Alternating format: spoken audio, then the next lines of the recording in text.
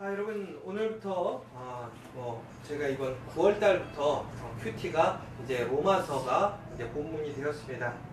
여러분이 잘 아시는 것처럼 로마서는 우리에게 믿음이란 무엇인가, 정말 우리가 그리스도인, 온전한 그리스도인이 무엇인가에 대해서 다시 한번 우리에게 설명해 주고 있습니다. 특별히 이 로마서를 이제 오늘 2장인데요. 1장, 2장을 좀 더 쉽게 이해하기 위해서 우리 얼마 전에 책이 나왔는데 그 팀 켈러 목사님의 탕부 하나님이라는 책이 나온 적이 있어요. 그래서 저희 옆칸에 가시면 책이 비치되어 있는데 웬만한 책이 다 있습니다. 저희 그런데 그 탕부 하나님은 여러분들이 잘 아시는 것처럼 탕자의 이야기에 대한 이야기를 팀 켈러 목사님이 설교 형식으로 아주 재금한 책에 이렇게 기술한 것을 출판한 거예요. 그래서 그 결론이 뭐냐? 결국은 탕자의 이야기는 한 명의 잃어버린 아들을 다시 찾은 이야기가 아니라 두 명의 아들을 잃었는데 한 명은 찾고 한 명은 못 찾은 이야기로 결론이 난다는 이야기예요. 여러분들이 잘 아시는 것처럼 한 명을 잃었다가 찾은 아들은 누구예요? 작은 아들. 작은 아들, 탕자를 얘기하는 것이고, 잃었다가 영원히 못 찾은 아들이 누구냐면 큰 아들을 얘기를 한다는 거예요. 우리가 일반적인 상식으로 봤을 때 큰 아들은 아버지를 떠나지 않았죠. 그는 아버지 옆에 있었습니다. 그가 해야 할 일, 도덕적이고 윤리적인 책임을 다하고 있었어요. 그런데 그는 종국에는 아버지의 전치상에 참여하지 않습니다. 왜? 화가 나서. 그래서 종국의 결론이 뭐였냐면 두 아들을 잃었는데 한 아들은 돌아와서 그 잔치에 참여하게 되고 큰 아들은 화가 나서 잔치에 참여하지 않게 되는 거예요. 결국 오늘 본문의 내용과 아주 흡사한 내용이 있는데 바로 로마서 1장이 바로 그렇게 탕자된 사람들, 하나님을 믿지 않는 사람들이 하나님의 은혜로 하나님에게 자녀가 되는 그 복에 대해서 이야기를 했다면, 바로 로마서 2장은 바로 온전한 신앙을 갖고 있던 그 유대인들이 하나님의 은혜에 참여하지 못하는 그것에 대해서 설명을 하고 있다는 거예요. 종국에는 여러분, 여기 있는 사람들은 대부분이 그리스도인이 신앙을 가진 사람입니다. 그렇다면 여러분들은 정말 확신하고 계십니까? 무엇을? 여러분들이 천국에, 하나님의 나라에, 하나님의 자녀가 된다는 것을 여러분 확신을 갖고 계십니까? 그 확신의 근거가 뭐냐 이거예요. 내가 주일날 교회를 다니니까? 내가 종교적인 활동을 하니까? 오늘 로마서 2장에서는 바로 그렇게 생각하고 있던 유대인들에게 꿈을 깨라고 얘기를 하고 있는 거예요. 오늘 17절에 보시면 이렇게 나오죠. 유대인이라 불리는 내가 율법을 의지하며 하나님을 자랑하며 라고 나와 있습니다. 유대인은 율법을 의지하며 하나님을 자랑하는 사람이에요. 그리고 율법의 교훈을 받아서 하나님의 뜻을 알고 지극히 선한 것을 분간할 수 있다. 맹인의 길을 인도하는 자고요, 어둠에 있는 자의 빛이래요. 율법에 있는 지식과 진리의 모범을 가진 자로서 어리석은 자의 교사요, 어린아이의 선생이라고 스스로 믿고 있더라는 거예요. 자, 여러분, 우리와 똑같지 않아요? 우리는 하나님에 대해서 알고 있다고 생각합니다. 그리고 우리는 하나님의 말씀을 의지해요. 하나님을 자랑스러워해요. 그리고 그 교훈을 받아서 하나님의 뜻 안에서 삶을 분간해 가려고 합니다. 그리고 하나님을 믿지 못하는 사람들, 알지 못하는 사람들에게 빛이 되고자 힘쓰고 있어요. 그리고 우리는 가르치는 역할을 온전히 다 감당하고 있어요. 그런데 그것으로서 우리가 하나님의 은혜, 하나님의 나라에 가는 것이 아니라는 거예요. 오늘 유대인들은 바로 자기들이 그러한 행위로 인해서, 그런 율법적이고 도덕적인 삶으로 인해서 그들은 하나님의 자녀로서 부족함이 없다고 생각하는 거예요. 그런데 오늘 로마서를 통해서 바울은 그렇지 않다고 얘기해요. 특별히 여러분, 오늘 로마서를 읽으면서 우리가 다시 한 가지 기억해야 될 사실은 뭐냐? 오늘 로마서에서 얘기하는 유대인이라든가 혹은가 누군가를 지칭하는 이야기는 내가 아닌 3자의 얘기가 아니에요. 결국은 오늘 이 성경에서 얘기하는 유대인은 결국은 우리이고 나라는 사실을 기억해야 된다는 거예요. 그래서 D.M. 로이드 존스 목사님이 이런 얘기를 했어요. 우리가 성경을 읽을 때 어떻게 읽어야 되느냐? 결국은 성경이 말하고 있는 대상이 삼자나 누군가가 아니라 바로 나라는 사실로서 성경을 읽어야 된다는 거예요. 하나님은 그 성경을 통해서 우리에게 그 말씀을 하고 계시다는 것을 기억해야 된다는 거예요. 그래서 우리가 성경에서 성경은 나에게 무엇을 얘기하고 있고 나는 그 성경 속에서 어떻게 내 삶을 적용시켜야 될 것인가를 우리는 이해하고 있어야 된다는 거예요. 그런데 오늘 유대인들은 그러지 않다는 거예요. 자기들은 이미 너무나 도덕적이라는 거예요. 자기들에게는 흠이 없다는 거예요. 그래서 자기들은 하나님 앞에 영광에 이르는 그 구원에 이르는 선택받은 사람인 것이고 자기들에게는 부족함이 없다는 거예요. 정죄받을 사람들은 오직 이방인 그들의 부족함을 책망하는 것밖에 없다는 것이죠. 그런데 여러분 정말 우리가 여기서 기억해야 될 것은 우리가 아무리 종교적으로 율법적으로 올바른 삶을 살아간다 할지라도 또 그 가운데서 하나님 앞에 순종한다 할지라도 그것이 우리를 구원에 이르게 하지 못할 수 있다는 거예요. 더 나아가서는 그것이 오히려 우상 숭배가 될 수도 있다는 거예요. 왜? 하나님이 아닌 그 종교적 행위, 종교적 표상을 나는 하나님 대신 붙들고 있기 때문에 우리가 구원에 이르는 것은 오직 누구를 위해서? 예수 그리스도를 통해서만 구워지는 거예요.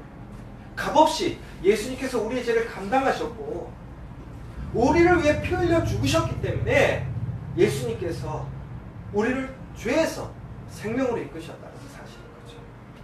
그래서 구원은 오직 그 예수 그리스도의 십자가 그 보혈의 능력을 믿는 사람들에게 주어지는 것이지 우리가 그 의로 행위로 구원받는 것은 아니라는 것이죠. 그런데 오늘 율법주의자들은 유대인들은 도덕주의자들은 자신의 그 도덕적 순결함 완성된 율법의 행위로 그들은 구원받는다라고 생각하고 있는 거예요. 그런데 여러분 여기서 우리가 오해하지 않아야 될 것이 하나 있어요. 어떤 나무에 열매가 맺혔다고 생각해 보세요. 그러면 그 나무는 생명력이 있는 나무인가요? 아닌가요? 생명력 있는 나무예요. 그런데 그 생명력 있는 나무의 열매가 나무에게 생명을 주는 건가요? 그러진 않죠. 나무에게 생명을 주는 건 뭐예요? 뿌리예요. 그런데 그 나무가 살아있다는 증거는 뭐예요? 열매라는 거죠. 열매는 비록 그 나무에 생명을 주지 못하지만 그 나무가 살아있다라는 생명력의 증거라는 사실이라는 것을 여러분 기억하시죠. 마찬가지라는 거예요. 우리가 오직 구원에 이르는 것은 예수 그리스도를 믿는 거예요. 그리고 그 믿음을 통해서 하나님의 말씀에 참여하고 행위하는 것, 그것이 바로 무엇이냐? 바로 열매라는 거예요. 그러나 그 열매가 우리를 생명되게, 구원되게 이르지는 못하는 거죠. 그러나 우리가 정말 예수 그리스도 안에서 구원받았다면 우리 삶 속에는 어떤 것이 있어야 되는 거예요? 그 열매, 행위가 있어야 된다는 거예요. 그런데 이 유대인들은, 율법주의자들은 그 행위가 구원에 이르게 한다고 생각하는 거죠. 그런데 그 행위가 온전하냐? 그렇지 않더라는 거예요. 오늘 말씀을 보시면 다른 사람을 가르치는 내가 내 자신을 가르치지 않느냐 하느냐. 우리가 하나님 앞에서 분명히 많은 지식을 갖고 있어요. 그래서 우리는 종교적으로 어떤 신앙적으로 비판하는 사람들이 있어요. 세상적으로 얘기하면 트랜스젠더라든가 혹은 불의를 행하는 사람이라든가 우리가 생각하는 예배하지 않고 하나님의 일에 참여하지 않는 사람들에 대해서 우리는 정죄하고 비판하기도 해요. 그런데 실질적으로 자기는 어떠냐? 자기의 지식 가운데서 다른 사람들을 평가하고 지적하고 그 사람들을 험담하지만 정작 자신 또한 그 상황에서 나는 하나님의 일에 정말 하나님의 말씀에 순종하고 참여하느냐 말는 거예요. 또 한 가지, 도둑질하지 말라고 했는데 도둑질하고 있더라고요. 결국은 오늘 이 얘기들이 전체적으로 다 보면 우리는 우리가 하는 행위에 대해서는 스스로 괜찮다고 생각해요. 내가 하는 것은 선택이라고 생각해요. 해도 되는 것이고 안 해도 되는 것이라고 생각해요. 그런데 다른 사람들은 하나님의 말씀에 내가 생각하는 상식에 벗어나면 그건 잘못됐다고 비판해요. 나의 기준에서 나에게 기쁨을 주지 못하는 행동들은 다 잘못된 거야. 근데 내가 교회 안에서 신앙 안에서 행동해야 될 것은 내 신앙의 그냥 선택의 문제예요.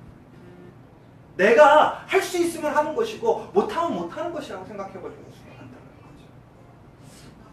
똑같은 거예요. 하나님의 말씀대로 지키지 못하면 나 또한 지키지 못한 거예요. 그러면 오늘 본문의 내용은 뭐냐면 남을 가르치기에 앞서서 너 자신을 먼저 가르치라는 거예요. 너 먼저 하나님 말씀에 온전하고 순종하라는 거예요. 결국은 이게 무슨 얘기냐? 종교인으로 살아가지 말라는 거예요. 신앙인으로 살아가는 거예요. 그럼 종교인과 신앙인의 차이가 뭐예요? 종교인은 지식으로만 머무는 거예요. 신앙인은 뭐예요? 그 지식이 어떻게 되는 거예요? 삶으로 연결되는 게 신앙이에요. 믿음으로 그 삶을 살아가는 사람이 신앙인이라는 거예요. 그래서 이제 많은 사람들이 뭐라고 하냐면 지식이 아니라 지성인이 돼야 된다고 해요. 그런데 우리가 지금 얘기하는 것은 그 지성인에 머무르는 것이 아니라 지성인에서 신앙인으로 영성인이 돼야 된다는 거예요. 여러분들은 과연 지금 어디에 있는 사람이십니까? 단순히 여러분이 가지고 있는 지식적인 그 종교 안에 그 생활에 나는 신앙생활 잘하고 있고 나의 삶은 문제가 없다고 생각하십니까? 아니면 조금 나는 부족한데 나는 조금 연약하지만 나는 괜찮다고 생각하는 여러분들 아니십니까? 아니면 나 스스로의 종교적 우월성에 의해서 나도 모르게 교만해지고 나 스스로 우월감을 갖는 그런 모습에 있는 사람들이 아니냐는 거예요. 그래서 오늘 유대인이라 불리는 내가를 우리는 바꿔서 읽으면 돼요. 기독교인이라 불리는 내가, 하나님을 믿는 사람이라고 불리는 내가, 커피와 교회를 다니는 내가 정말 하나님 보시기에 합당한 삶이야. 종교인이 아니라 신앙인인가 우리 스스로를 판단하고 확인해 봐야 된다. 그러면서 결국엔 이런 얘기를 하고 있어요. 24절에 보면 기록된 바와 같이 하나님의 이름이 너희 때문에 이방인 중에서 모독을 받는도다. 결국 여러분 진정한 신앙인이란 뭐냐면 내 삶, 내 신앙을 통해서 다른 사람들이 하나님께 관심을 가져야 되는 거예요. 하나님을 소망할 수 있어야 되는 거예요. 근데 오히려 반대로 나 때문에, 내 신앙생활 때문에 다른 사람들이 하나님을 모독하고 하나님을 멀리한다면 그것은 무슨 생활이에요? 종교생활입니다.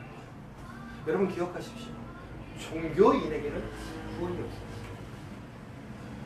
오직 믿음의 사람, 신앙인에게 구원이 있는 거예요. 여러분들은 과연 어떤 사람이냐?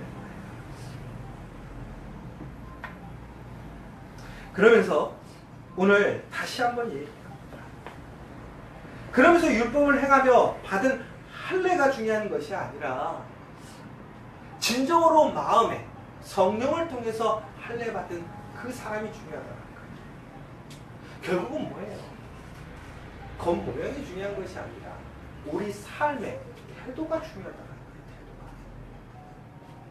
여러분, 정말 여러분들은 하나님 앞에 그 마음의 태도가 어떤 태도이십니까? 정말 하나님을 온전히 믿고 하나님을 가장 먼저 생각하고 하나님을 위해 모든 것을 내어줄 수 있는 빚진 자입니다. 바울의 고백처럼 정말 우리는 하나님의 은혜로 내가 구원에 이르러서 나는 하나님 앞에 철저히 빚진 자이고 하나님의 은혜 안에 있는 사람인 것을 여러분 고백할 수 있느냐는 거예요. 그러면 우리는 내세울 게 없는 거예요. 자랑할 것이 없는 거예요. 오직 하나님께 감사하고 미안할 따름인 거예요. 그래서 우리는 하나님의 명령이, 하나님께서 우리에게 주신 그 말씀이 너무나 벅차고 힘들어도 우리는 그 말씀을 지키고 사랑할 수밖에 없는 거예요. 왜?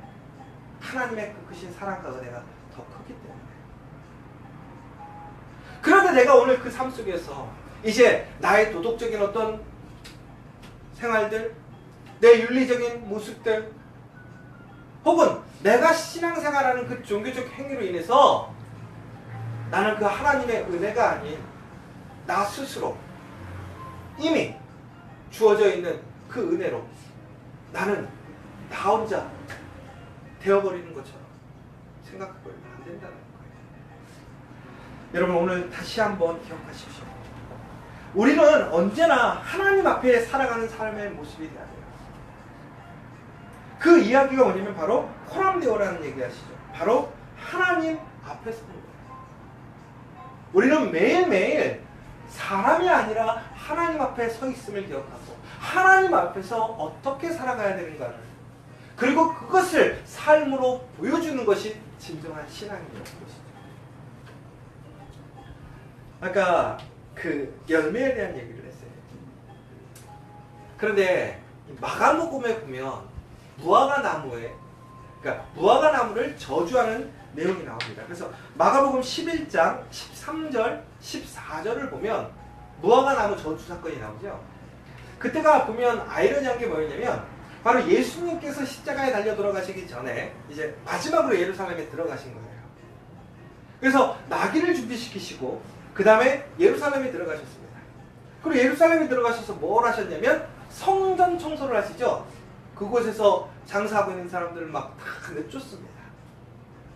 그러니까 예수님이 이제 힘을 쓰신 거예요.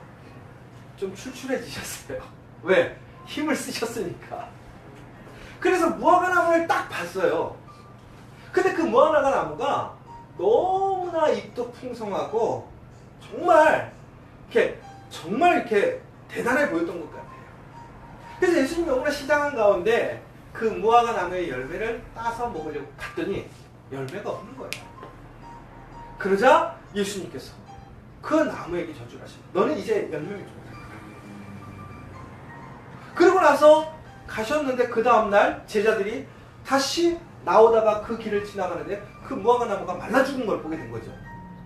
그래서 여기서 아이러니한 게 뭐냐면 이제 마태복음의 본문에는 그 내용이 없는데 마가복음에는 이렇게 돼 있어요. 그 무화과 나무에 철이 아니어서 열매 맺지 못했다라는 얘기가 있어요. 그래서 우리가 조금 오해하기 쉬운데 철이 아니니까 당연히 열매가 없는데 예수님은 왜 승질냈지? 왜 저주해가지고 무화과 나무를 바싹 말라 죽이신 거지? 예수님은 되게 감정적인 사람인가봐? 매우 주관적이고 자기중심적인 사람인가봐? 라고 오해할 수 있지만 그렇지 않다라는 거죠. 이 무화과 나무라는 것이 보통은 3월 때부터 열매를 맺기 시작한다고 합니다. 그래서 4월쯤 되면 작은 열매들이 맺혀 있어야 된대요. 왜 그러냐면 바로 그때부터 소작농들은 그 작은 열매를 따서 자기의 몫을 취하게 되고요. 그리고 5월, 6월이 되면 무화과 나무가 완전히 다 연걸어져서 그것은 바로 그 농장의 주인이 가져가서 쓴다는 거예요. 그리고 나중에는 이제 다 떨어진다는 거죠.